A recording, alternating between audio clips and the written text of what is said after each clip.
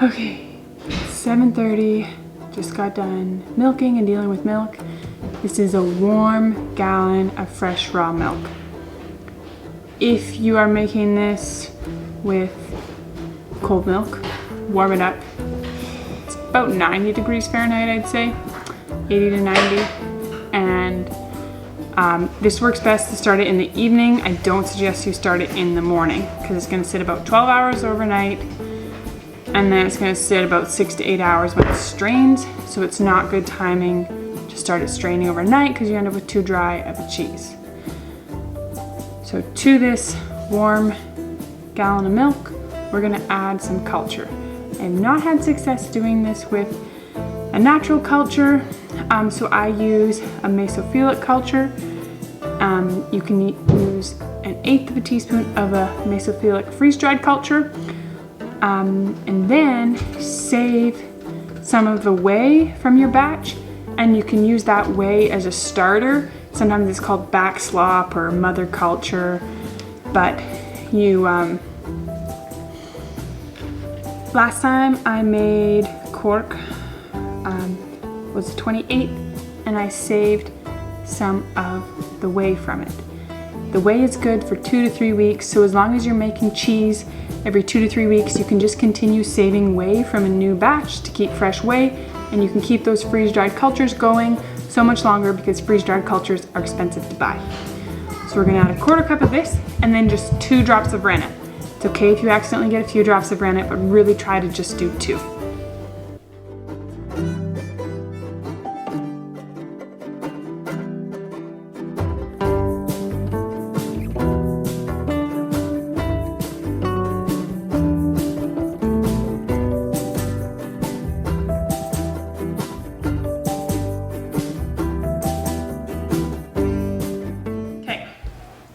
It's 9:15 a.m. so this is sat for just about 14 hours. There's chaos in my kitchen of breakfast and everything, but basically I just plunked myself in the middle of this because this needs to get going, and then I'll holler at the kids to come clean up their breakfast mess. This is a much bigger cheesecloth than you need for this. You only need about an 18-inch by 18-inch for 1 gallon, but these are my cheesecloths that I use for my big wheels of cheese. Actual cheesecloth is awful for making cheese. This is a cotton muslin, and I buy it at the fabric store, and it's terrific. And it's probably cheaper than buying like legit cheesecloth anyways. And then I just wash and reuse this. If it starts to get stanky, you just boil it in a bit of baking soda and water. You've got jobs to do. You need to get them going before we go to town. What jobs? What's on your list? So, you only need about a gallon pot. This is almost 2 gallons, but I don't know where the gallon pot is. So we're just gonna line this with the pot. Yeah, guys, you can't leave Rowan on the trampoline.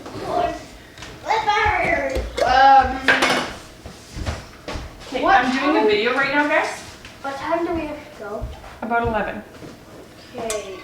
Okay, so you're going to cut in here, kind of in about a 1/2-inch grid. So as you can see, there's a bit of a grid going on in here. This just breaks up the curds so that they can strain a bit better. Mac? I'm going.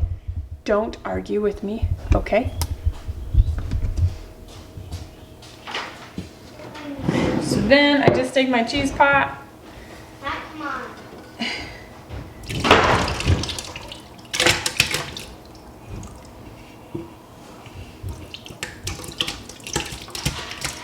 It's splashing me.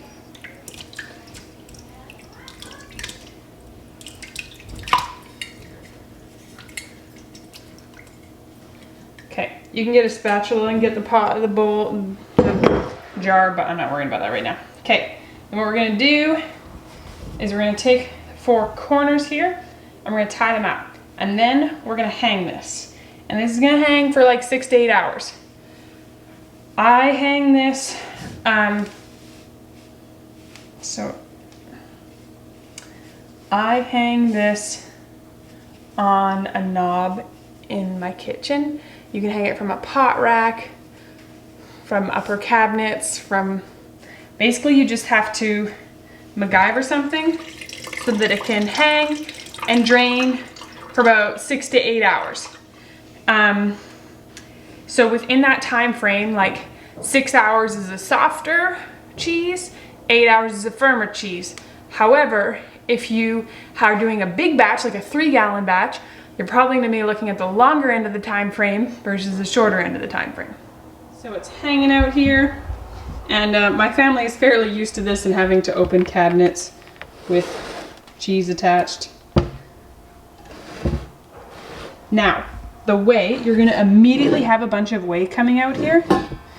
And I would recommend, before you forget, right away, save yourself some whey if you are wanting to save whey to start future batches of cheese. Meso whey is good for like cheddar and Gouda, and I'm sure other cheeses too, I just can't think of what they are. Or just more of this soft cream cheese.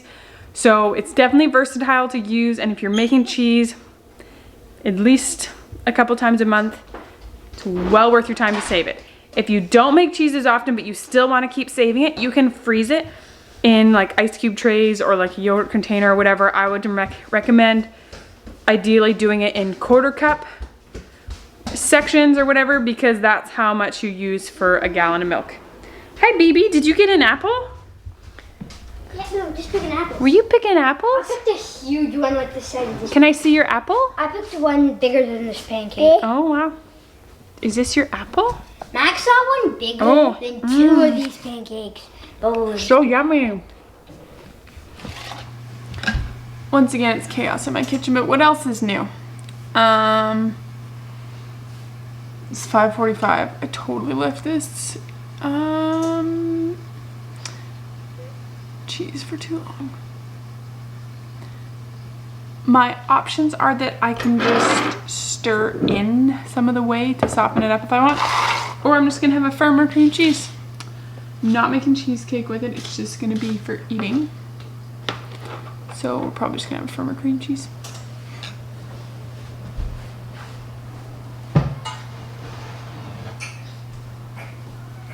So there is lots of whey in here.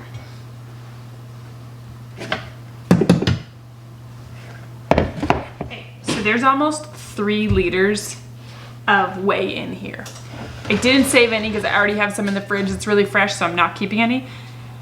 Because this isn't salted or anything, you can use it, and it's not really acidic or anything. You could use it in smoothies or baking or water your garden with it or feed your animals with it, all the things.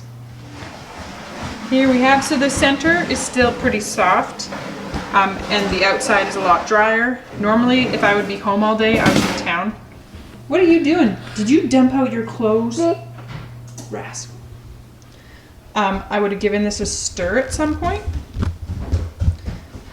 and it would have strained a little more evenly, but I wasn't home, so that's why it got left longer. However, it looks lovely. Now we're just going to mix some salt into it.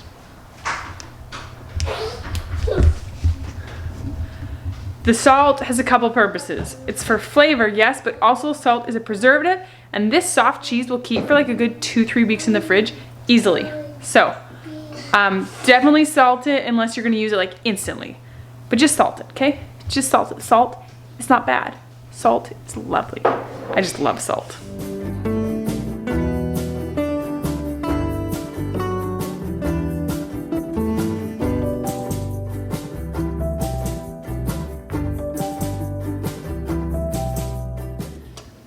I always give this cheesecloth a good rinse before I put it in the wash, just so that there's not quite so much cheese going into the wash. We have a good bit of cream cheese here, so we're gonna do a good bit of salt. I'm gonna do a teaspoon. Start, if you want, with like half a teaspoon, because some people's salt is saltier than others, saltier. I actually considered in town today buying a gallon of milk to make a batch of this to see how it worked out with store-bought milk. But in the end, yeah. The idea of buying milk, Marius would have like asked me if I needed to go to the doctor because we have so much milk right now. Like always. Always so much milk.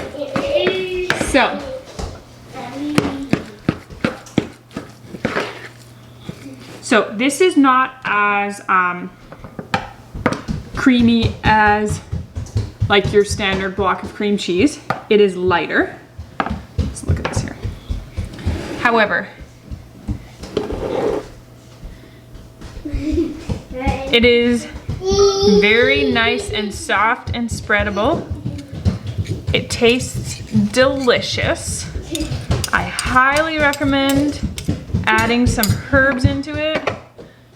We're making a herbed cream cheese, and like this makes a lot of cream cheese. I should weigh this.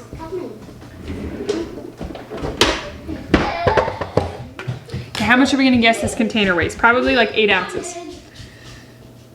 Yeah, we made 28 ounces of cream cheese, which is what I've gotten yields varying from 28 ounces to like 35, 40 ounces. No, 35 ounces, something like that. So it makes a lot. That's almost 2 pounds of cream cheese. And think of those little blocks are only 8 ounces. So this is almost 4 of those blocks. And yeah, amazing, mind blowing.